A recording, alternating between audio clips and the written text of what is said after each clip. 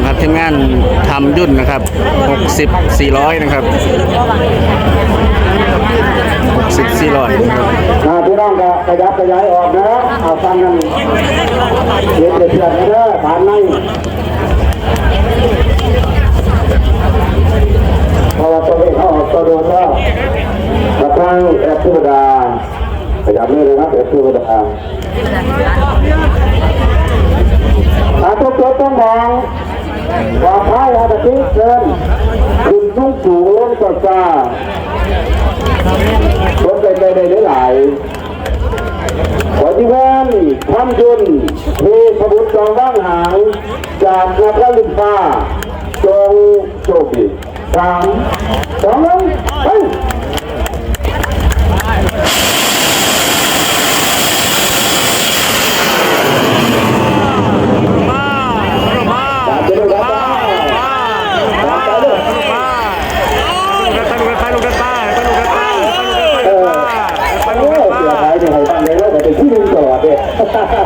นี่เลยนะครับเจ้าของซัมเตอร์ครับเสียบไผ่ทุกเองช้าเลยการเดินทางดีเสียงมากนะครับพี่น้องครับทำยุ่นนะครับเลี้ยงตอบลางไปลางไปลางไป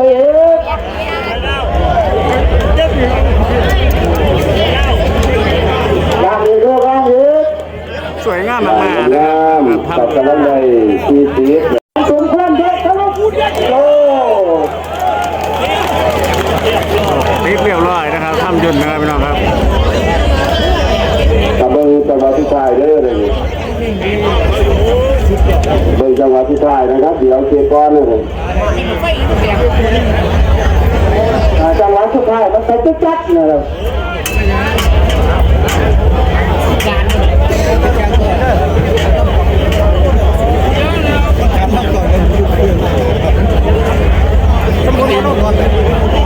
เรากำลังเจอมีหมองหักนะครับมีหมองหักนะครับเลยมันจับกันเด้อมันจับก็ต้องถ้าเป็นบังไฟเล่าขี้อะไรเลยครับแต่อยากทำท่าขี่อยากเบาอยู่เด้อแต่ว่ามันเป็นขี้อยู่ครับ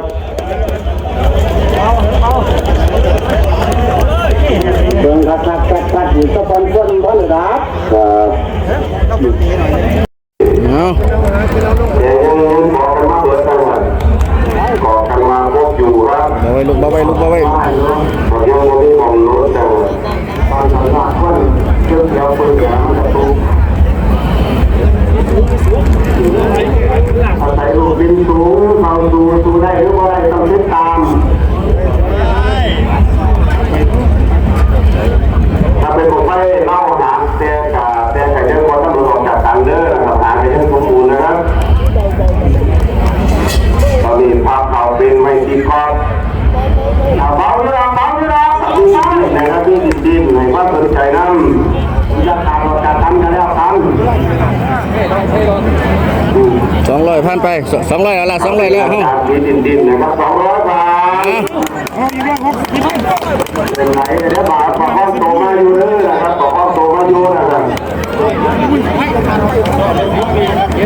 จังหวะใดที่มันเป็นสีออกงาออกได้มันไหลเบานะครับจังหวะที่มันงาเบามันเป็นไหลอย่างนี้ครับพอดีก็ดินสูงนะครับจับมันกันไปเรื่อยๆเรื่อยๆทั้งหมดสรุปนะครับใช่ได้ครับใช่ได้ไม่ดีก็ใช่ได้ทีไรหน่อยครับว่าแต่ปากเปล่าเนี่ย240ไปแล้วเอาดีก็แต่ยังมีความหวัง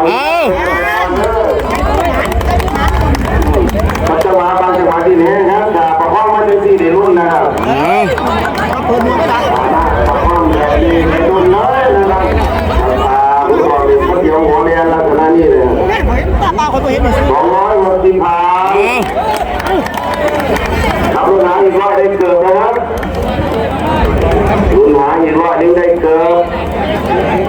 ตอนนี้มันยังว่าน้ำกันครับ